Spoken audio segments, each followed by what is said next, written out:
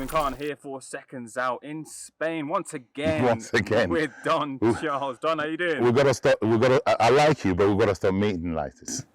Well, if there's more meetings like this with a senior like this, sign me up for them, Don. This has been a wonderful experience so far, and more to come yet. Still, Don, I want to start off with some breaking news first of all. Breaking news? Alexander Usyk is now a professional footballer. As the American would say, you cannot be serious. Or John McEnroe, should I say. You don't believe that he signed for, I think it's FC Policia. He played a football match for them previously before. He don't think he scored that time around, but maybe a bit of mind games, as you mentioned beforehand. Listen, good luck to the man, but as long as he doesn't play his first match before the 26th of August, I'm happy for him, but he's not allowed to play his first match before the 26th of August. A couple of things I want to touch on, which I didn't touch on with you during our sit-down talk surrounding the fight. First of all, surrounding Daniel de Bruyn, other fighters you trained in the past, most notably, obviously, Derek Chisora. How does Daniel compare and Derek's, how do their power compare to each other? Are they relative, or is Daniel completely far ahead in terms of his power? It's not in terms of when you compare. It's they're all powerful. Every heavyweight is powerful. There's all different types of power. You got snap power. You got a thud power. You got a zip power. So there's all different types of powers. I'm not going to tell you who possesses which power, but they're all very powerful in their own ways. Outside of power, are the two very much comparable, or are they completely different as fighters? Oh, most definitely. Two different fighters. The way they move, I look at people's movement. Even when somebody's walking, I can assess them of what type of fighter, if they're a footballer, what type of footballer they'll be, just by watching how every person, including yourself, we move differently. We all walk upright. We've all got different rhythms to our steps. So that's how I judge fighters. They're totally two different fighters. I wanted to touch on the heavyweight scene, which is now finally moving after there were some slow moments in the heavyweight division. I believe essentially Usyk de Bruyn really kind of kicked it off, and then other fights kind of fell into place. First of all, I want to touch on at the top. We'll start with the WBC heavyweight champion Tyson Fury. He's taken on Francis Ngannou in, I don't know whether to call it a fight or an exhibition. The rules and the things surrounding it will develop and come to us as and when they come. But this idea of a fighter, an active champion in the heavyweight division, fighting an MMA fighter, former MMA champion, is it something that you are on board with, Don? I said in my previous interviews on different networks, yes, I'm on board of it, because, whilst all the politics is going on, who's fighting who, is merely an exercise of keeping busy. That's the way I see it. Does it generate a lot of money? Yes, it does. We're talking about it, so it generates a lot of attention as well, okay? It brings a different audience to boxing who wouldn't otherwise watch boxing, vice versa. And should he be doing it? I wanted to see, I'm a boxing fan, I wanted to see the fights that were supposed to be made. Coincidentally, it was against Usyk. And we're fortunate we're fortunate because that didn't happen, and we're in this position where Daniel is the mandatory challenge for one of the belts. Right, going back to should he be doing it? Yeah, the great late Muhammad Ali, he did such things, and why not? Why not indeed, I always say, because, people will moan. Are you going to watch it? I am a fan of both sports, so I will be watching it, yes. Yeah, so am I. So I will be watching it.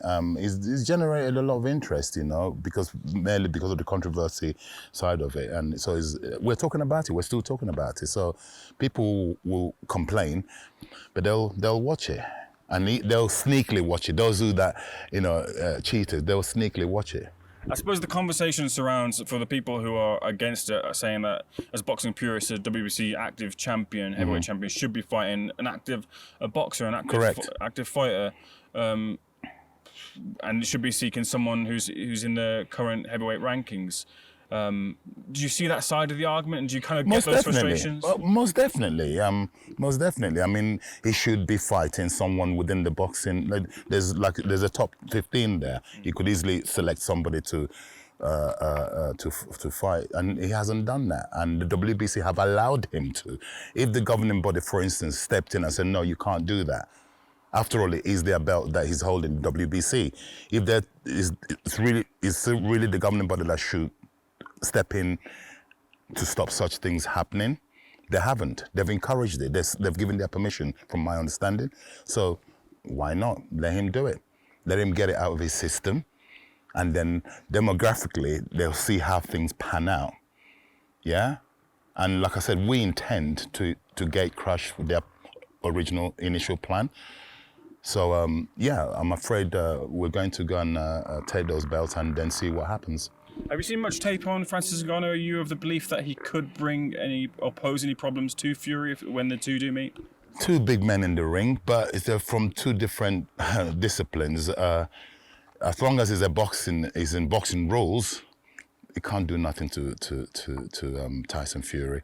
If it's a crossbred where they're both he's allowed to kick and choke, and then I'm afraid then you've got to fight, yeah. But in terms of it being a boxing match, no. Ngannou, unfortunately, is a big man. I believe he's a big puncher. But Tyson's met the biggest and hardest punch, one of the biggest and hardest punches in history in the name of Deontay Wilder, and you saw what happened. So, no. Yeah, as long as it's a boxing rules they're doing, and Tyson's not silly. I don't believe he will go and start mixing it where the kicks and elbows and God knows what is involved. No, I don't believe Tyson will do that. Is the expectation that you feel that, look, if he has this fight, then everything else must be proper traditional boxing after that? Yeah, I would say so. Tyson's a very smart guy. He's a smart guy. He has his reasons why. Like I said, from my understanding, I'm not involved. I don't really pay attention. I'm only concerned about what's happening in my life, in my situation. I focus on that. You do get to, obviously, I'm not ignorant. I hear what's going on elsewhere, but I don't pay too much attention. Good luck to them. They're going to do it. They're going to make some money. And then, like I said, it's a filler. It's a time filler for Tyson to see demographically what's going on with the division. Moving on to other such topics in the heavyweight division, Anthony Joshua takes on Dillian Whyte in a second or third, if you count the amateur fight. Look, of the two fighters, who's the favourite? And has the gap decreased or increased between the two fighters since their last meeting? No, they're both improved fighters in many ways. They're more experienced for a start, and they've both sustained losses. They know what it's like to lose. Joshua has tasted defeat, 3 times now? So he knows what it is like. When they first met, he hadn't lost a fight, if I'm right, in the professional ranks. Anthony Joshua. That's right. Right. So this is it. The position or situation they're in now, he's now sustained 3 losses. So he now knows what a loss feels like. Dillian Whyte is also coming off the back of losses, with the exception of Jermaine Franklin. He won that one. And so it's a very interesting fight. And I think it's a crossroads fight for both fighters. Yeah.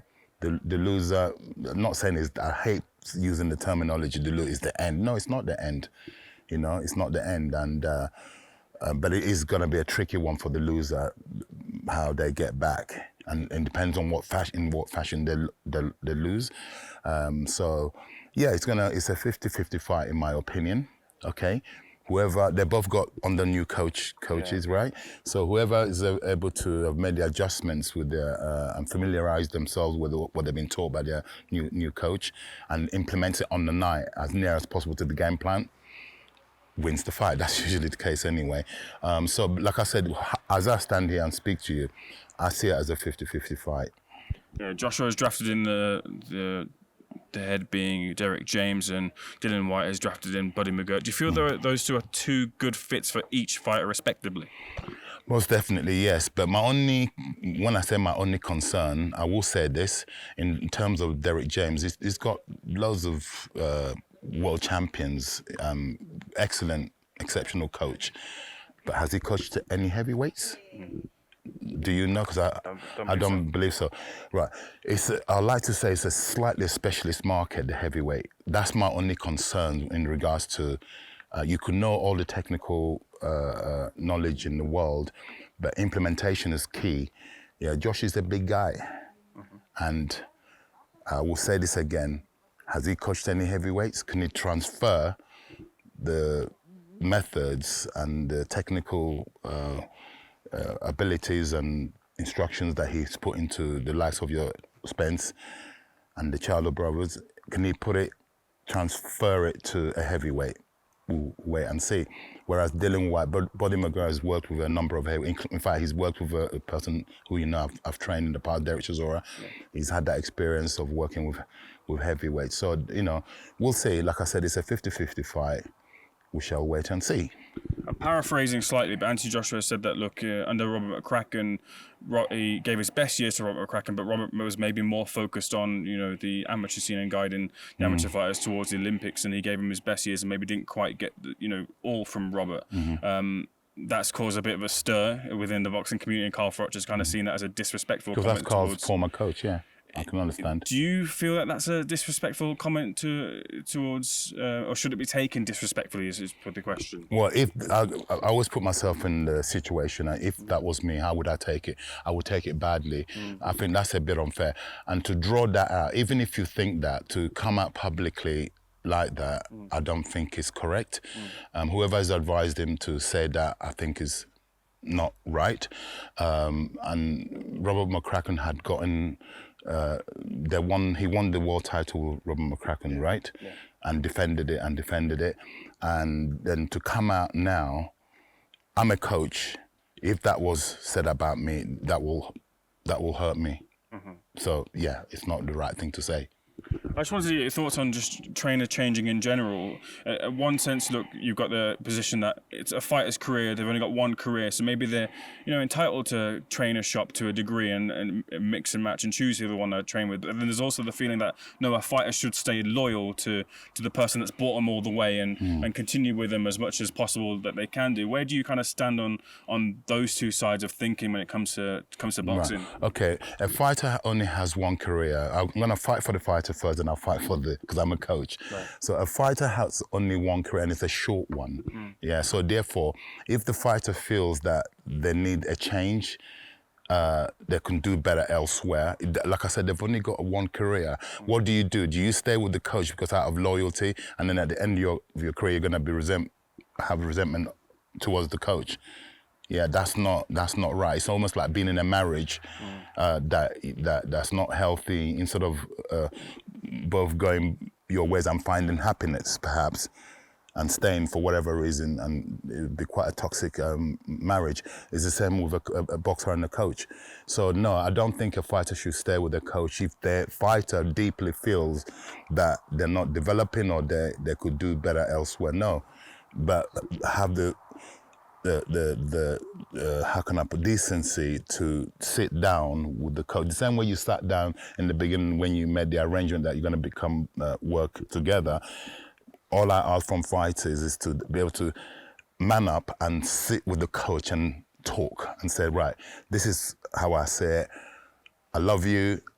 Thanks for so much for training me when I was a nobody. And then we've come this far together. But unfortunately, I'm going to go elsewhere. But thank you. If it's done like that, I believe there won't be none of this coming out public and saying, I spent my best years with them. I think someone's put that into Joshua's head, and then he's recited it. And that's not the Joshua that I know. It wouldn't come out like that to say that. Someone's put that in there and he's spat it out. He's recited it.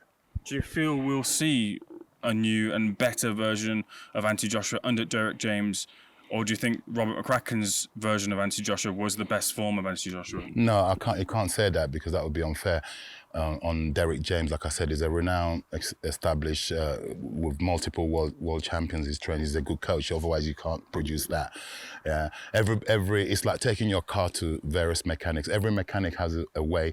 As long as they fix your car, but they got their own methods how to fix that car, right? So. At this level, there's not much difference in terms of ability as a coach, yeah? Okay, it's like playing in the Premiership. Because I love football, I love Tottenham Hotspur, right?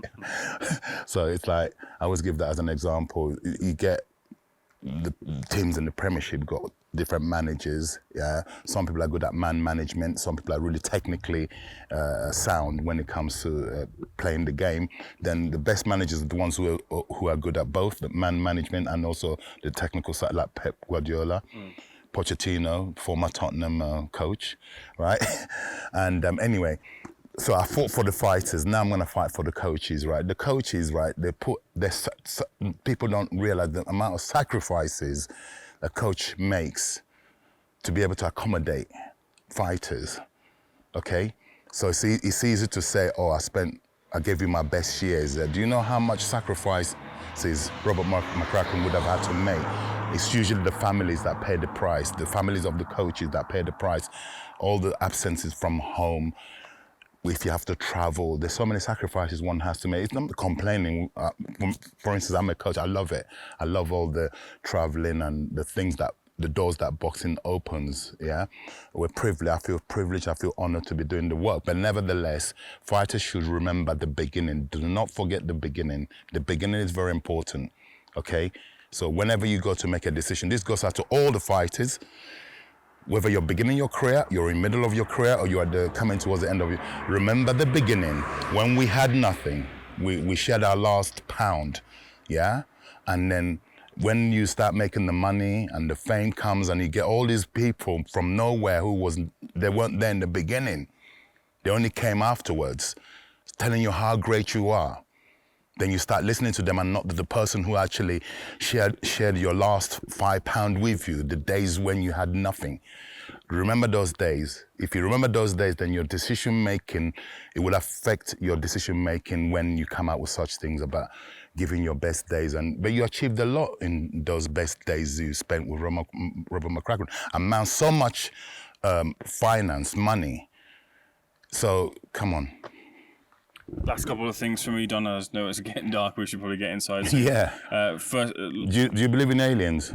You know what? I do, yes. Because we're in the mountains and they're loitering around. They're known to loiter around mountains. So I'm getting out of here. Myself and my colleague Frank might have seen an alien yesterday, but we'll get to that in a second. Yeah. First of all, Joyce versus Zhang versus Joyce 2. Mm-hmm. Can you see any way that Joyce changes the outcome the second time round? Capital, no. And I know people, it's a cliche, people, before they give you their verdict, they will say, "Oh, he's a really nice guy, I like Joyce, but I happen to like Joe Joyce a lot." But we're talking boxing here. No. This is gonna maybe contradict my beliefs, because when people tell me no, the whole world is telling us no, that we're not gonna get this victory against Alexander Usyk. I'm saying yes, capital Y-E-S.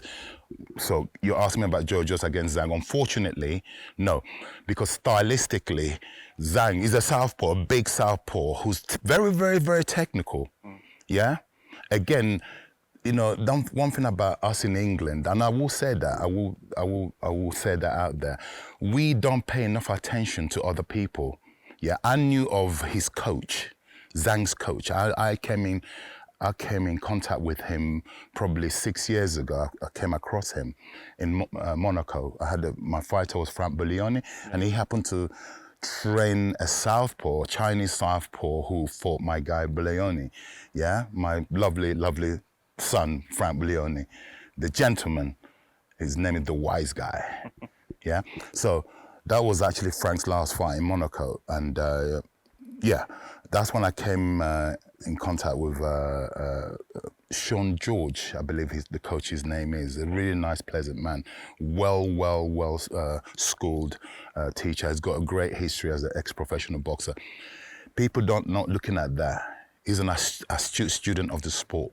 Now, in my opinion, I hope Joe goes and does it. I doubt it. There's nothing they're gonna change in the period of time. I know Joe Joyce's boxing style, right? Yeah, it's hard for me to say because, like I said, people will say, "Oh, I like this boxer, but da-da-da-da." I like Joe a lot, but we're not talking about liking here. We're talking about boxing. You ask me a question, do I see him avenging? I'm not saying it's impossible, yeah, but highly unlikely. Okay. And lastly, my colleague Frank, he put out a poll on Seconds Out. Can you believe 71,000 votes for Errol Spence versus Terence Crawford? Their pick on who would win, split 50-50. Don, you're perched on the fence right now, but I can't have you perched on the fence for the end of this question. Who do you think wins the fight? I'm going Crawford. Why?